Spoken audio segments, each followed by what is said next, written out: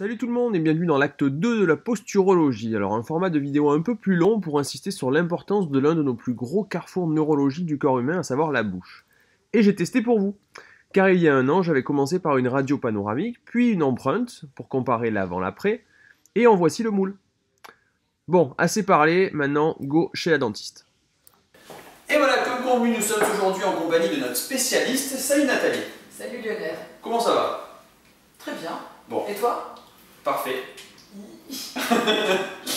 Donc du coup, aujourd'hui, nous sommes là pour parler du deuxième capteur, et c'est le capteur bouche. C'est bien ça? Tout à fait. Alors, qu'est-ce que tu peux nous dire sur la bouche? Quel est le rôle, en fait, de ce capteur bouche?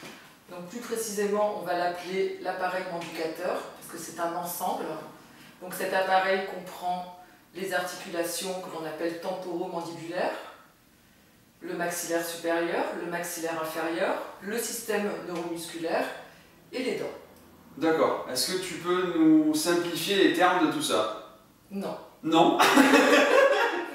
Donc il faut savoir que l'appareil manducateur est un système très très complexe, car les articulations temporomandibulaires sont les seules articulations, c'est la seule articulation double du corps. D'accord. Car par exemple, pour faire un peu d'humour, quand tu lèves une jambe, l'autre ne se lève pas. Ce serait un peu dommage, gênant. hein. Donc là, ces deux articulations fonctionnent ensemble et sont interdépendantes l'une de l'autre. Alors Nathalie, quelles sont les fonctions de cet appareil manducateur?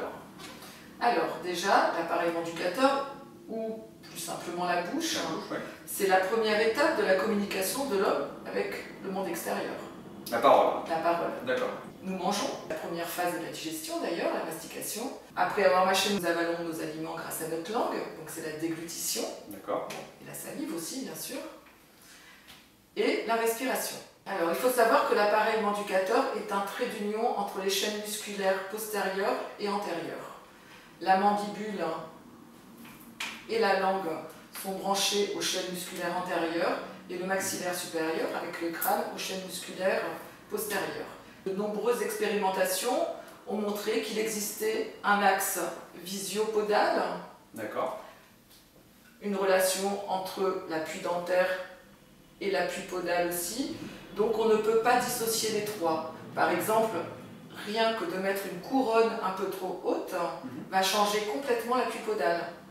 Donc même un dentiste, en faisant de la prothèse, devrait presque avoir un ostéo avec lui pour travailler afin de rééquilibrer tout de suite la posture. D'accord. On ne peut rien laisser au hasard en fin de compte. Puisque le corps n'est pas en morceaux. Tout à fait, mon cher Lionel. Alors quels sont les cas en fait que tu rencontres le plus fréquemment des personnes qui viennent en fait en consultation voir une dentoposturologue? Alors, j'ai tous les cas, en fin de compte. D'accord. Soit mon patient vient parce qu'il a un déséquilibre dentaire, tout simplement. Soit il vient parce qu'il m'est envoyé par le podologue, D'accord. parce qu'il s'est rendu compte que la bouche avait un lien sur le déséquilibre et que de traiter que les pieds ne suffisait pas. Soit il vient par l'orthoptiste, qui n'arrive pas à régler une occlusion croisée, par exemple, parce que chaque fois qu'il va rééduquer, l'occlusion va porter préjudice à son traitement à lui. Pour les enfants, ça va être plus pour des questions d'esthétique, ou alors des problèmes de sommeil, des petites douleurs de dos aussi, des apnées. Du sommeil. Du sommeil, tout à fait. Je vous présente un jeune homme de 14 ans, vous voyez, avec un gros déséquilibre, surtout articulaire. La mâchoire du bas est très en arrière par rapport à celle du haut. Donc 14 ans, pas de douleur pour l'instant, mais en vieillissant, on peut déjà faire le bilan de ce qu'il aurait à 40 ans. Serrement de dents, mal de dos, posture déséquilibrée. On lui proposait une opération chirurgicale pour remettre la mâchoire. Les parents sont venus me voir et on a commencé un traitement de rééducation fonctionnelle. Et voilà ce jeune homme, 1 an et demi après, avec une mâchoire beaucoup plus équilibrée et esthétique. Pour les adultes, ils vont plus venir me voir pour des migraines, des névralgies, des douleurs de dos. Et aussi, ils vont venir pour avoir un complément du bilan postural. Voici un cas clinique, une patiente de 35 ans qui est venue me voir pour un problème esthétique à la base. Et en faisant l'interrogatoire médical, elle avait en plus des maux de tête, des douleurs de dos et des problèmes de digestion. On voit que sa mâchoire est trop étroite, trop fermée.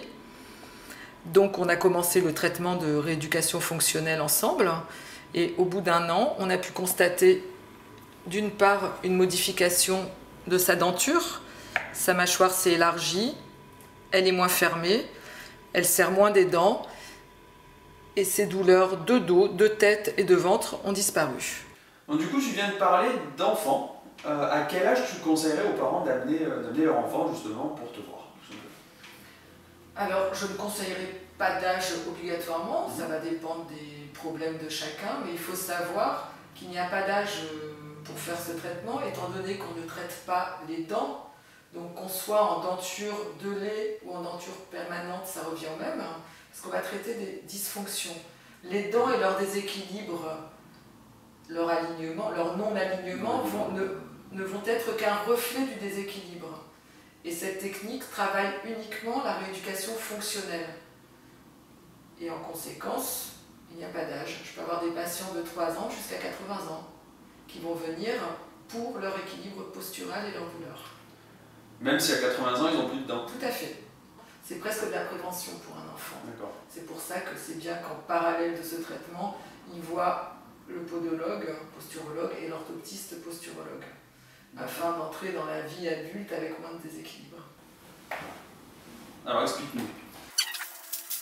Donc cette gouttière est une double gouttière sans la forme des dents. Car en reparlant des fonctions, il faut savoir que les 3 fonctions principales, que sont la mastication, la respiration et la déglutition, c'est celles qui vont nous intéresser, sont des fonctions neurovégétatives. Donc on va être obligé de faire de la reprogrammation neuro. Donc quand on met cette gouttière dans la bouche, c'est comme si on faisait un reset. Le cerveau n'a plus en mémoire notre dysfonctionnement. Et sur cette gouttière, le patient va devoir faire des exercices de mastication, de respiration et de déglutition pour envoyer une nouvelle information à son cerveau qui va lui décoder l'information et faire en sorte avec le temps que sa mâchoire, son fonctionnement, soit en adéquation avec la nouvelle information qui a été donnée. D'accord. Combien de temps il faut à peu près pour cette reprogrammation du coup posturale c'est long. De la bouche? C'est très long, entre 1 an et 3 ans. Donc du coup, en plus d'une reprogrammation posturale, ça aligne les dents? Eh oui. Alors en fait, j'ai déjà fait le cobaye pour la podologie avec Jean-Philippe, et figurez-vous, il y a 1 an, j'étais venu voir en fait Nathalie, suite à des maux de dos, des migraines, etc. Donc Nathalie, ça en est où 1 an après? Bah écoute, c'est parfait. Tu l'as enlevé de la bouche. Donc il y a 1 an, on voit que la mâchoire de Lionel est étroite, fermée. Il serrait énormément des dents, ce qui lui provoquait des maux de tête, des douleurs de dos, un désalignement dentaire évident. Eh bien merci beaucoup Nathalie pour tous ces précieux renseignements que tu nous as apportés sur le capteur bouche. Merci à toi. Avec plaisir, et du coup on se retrouve la semaine prochaine avec Loïc Rollin, orthoptiste. Donc je vous souhaite une excellente semaine et à la semaine prochaine. J'espère que cette vidéo vous permettra d'aller de mieux en mieux et que vous avez appris plein de choses, et n'hésitez pas à partager votre expérience dans la barre du bas. Et on a souhaité partager quelques petits moments off avec vous. Tu traites des patients de quel âge à quel âge? De 3 ans à plus de 80 ans. Donc je suis meilleure que Michel Sardou. C'est beau. De 7 à 77 ans. Oui non, je l'ai compris, mais c'est mieux. Donc on est là pour quoi? Pour la prévention. Routière. On s'en fout. Mais si, c'est pour bien rouler dans la vie. C'est vrai. Ah. Eh. Compte rendu. J'ai fait pas 25 fois avec ton Si frère. c'est toi qui mets 2 heures à le faire, ça va pas aller, hein. Je suis d'accord, mais attention, c'est à toi. Le système neuromusculaire et les dents. Tout est lié. Le corps n'est pas en ordre. C'est pas faux. Et comment se déroule cette consultation? Non, qu'est-ce que tu fais? Moi, tu le sais, tu Pour toutes les remarques, suggestions, encouragements et pouces en l'air, c'est juste en dessous. Merci.